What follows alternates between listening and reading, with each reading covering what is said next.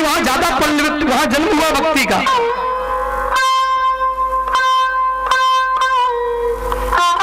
बोले मैं वहां से चली, महाराष्ट्र में मुझे कहीं कहीं पोषण मिला, कहीं कहीं मेरी वृद्धि हुई, लेकिन जब मैं गुजरात पहुंची तो मुझे झेड़ता ने घेर लिया।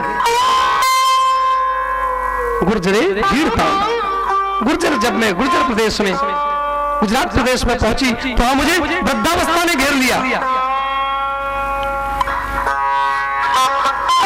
और जब मैं इस वृंदावन धाम की ओर आई तो मुझे तो पुनः यौवन प्राप्त हुआ, लेकिन मेरे ये दोनों जो पुत्र हैं इनकी वृद्धावस्था दूर नहीं हुई। नारद जी, आप तो आपके दर्शन मात्र से ही, देखो कितनी सुंदर बात है, भागवत के तात्पर्य अर्थ को समझना है। भागवत की कथा में जो है भक्ति देवी की कथा है, बहुत सुंदर रूपक व्यास जी महाराज ने यहाँ प्रस्तुत किया।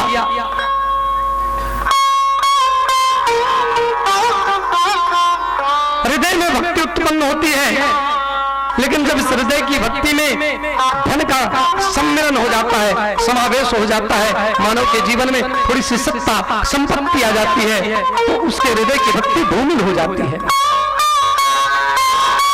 वो सोचता है कि मैंने तो सब कुछ अपने पुरुषार्थ से कमाया, सब कुछ मैंने मेहनत करके अपने यत्न से अर्जित किया है।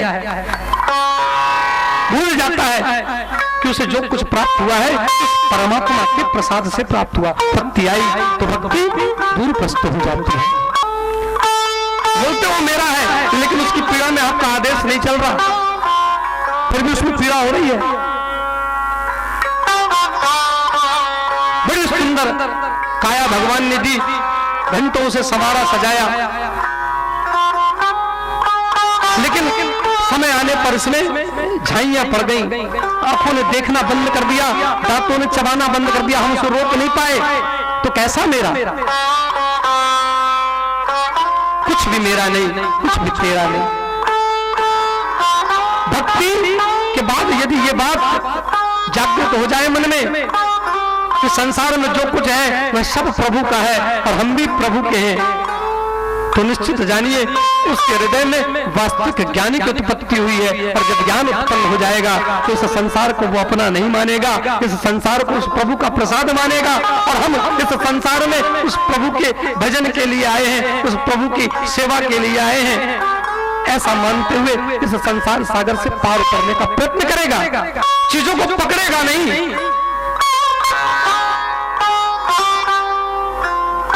भक्ति जब दृढ़ होती है, भक्ति जब पल्लवित होती है, तब ज्ञान और वैराग्य की। लेकिन कलयुग में ऐसी भक्ति दीख पड़ती नहीं।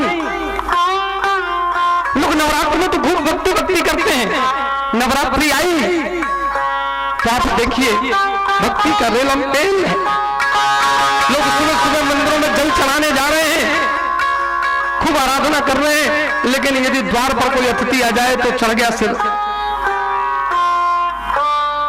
बताओ, अभी हमारे नवरात्रे चल रहे हैं, हम व्रत हैं और ये आकर बैठ गए, अब इनकी सेवा करनी पड़ेगी। वास्तविकता यही है। कैसे हम भक्ति कहेंगे? भक्ति कोई सीजनल व्यापार नहीं है कि सावन में की, नवरात्रि में की और पूस में भूल गए, कार्तिक में की, अगहन में भूल गए। ये तो निरंतर नित्य करने वाली चीज है। जब तक नित्य नहीं होगा, नित्य भगवान का आराधन नहीं होगा, तब तक ये दृढ़ नहीं होगी, तब ये दिखावा मात्र रह जाएगी। और दिखावे की भक्ति कभी कल्याण नहीं करेगी, अपितु हमें उल्टा विनाश की ओर ले जाएगी। सामर्थ्य है, सत्ता है, सब कुछ है, तब तक हम इसका आश्रय ग्रहण करते नहीं, तब तक परमात्मा की भक्ति की हमें याद आती नहीं, तब तक तो हम लोकाचार में लगे रहते हैं। लोगों से कहते नहीं हमारे पास समय नहीं, ये तो बेकार के लोगों का काम है। हाँ, जिनके पास कोई काम नहीं वो जाकर भगवान का भजन करें। इतना सुंदर यज्ञ हो रहा है, इतनी सुंदर भागवत कथा हो रही, लेकिन देखिए ये पंडाल खाली है। क्यों? क्योंकि समय नहीं है। एक सीरियल को दिन में 2 बार देखते हैं, उसी को दिन में देखेंगे, उसी को रात में देखेंगे। आएगी धार्मिक कार्यों की बात आएगी तो उनके पास एक बहाना होता है रटा रटाया, हमारे पास समय नहीं है। लेकिन इस बात की मेरी गारंटी है कि एक दिन वो परमात्मा तुम्हें ऐसा समय देगा कि मजबूर हो जाओगे फिर उसी परमात्मा के चरणों में अपना सिर ठोकने के लिए, तब उसके शरण में जाते हो।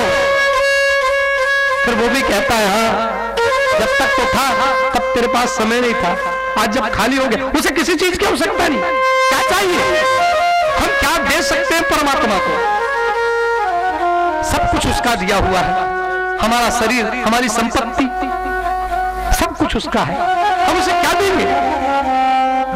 उसे हमारी किसी धन की आकांक्षा नहीं, इन फल आभूषण पुष्प किसी चीज की आवश्यकता नहीं परमात्मा को। परमात्मा चाहता है तो सिर्फ और सिर्फ हमारे निर्मल मन को, निर्मल मन जन सो वही पावा, मोहि कपट छल छिद्र न भावा।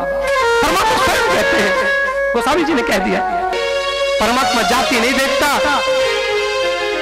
वर्ण नहीं देखता है, उम्र नहीं देखता है, वह तो आपके हृदय की निर्मलता को देखता है। अब बड़ी उच्च जाति में जन्म लिए, ब्राह्मण का अहम है, मैं तो ब्राह्मण हूं, लेकिन आपके हृदय में कलुषित विचार है, पापाचार है, परमात्मा कभी उस ब्राह्मण को मिलने वाला नहीं। वो ब्राह्मण बने का दम्भ लेकर बैठा रहे जीवन पर्यंत, तो भी उसे परमात्मा की प्राप्ति नहीं होगी। और सबरी जैसा प्रेम होगा तो परमात्मा स्वयं चल कर आएंगे और उसके झूठे बेर को ग्रहण करेंगे। बोलिए जय श्री कृष्ण, जोर से बोलिए जय श्री कृष्ण। याचना लेकर युधिष्ठिर जी ने कहा, देखो आज मैं बड़ा व्यस्त हूं, तुम कल सुबह आना। और वह भिखारी भी वहां से चल दिया और युधिष्ठिर जी भी अपने जो उनका शिविर था उसकी ओर जाने लगे।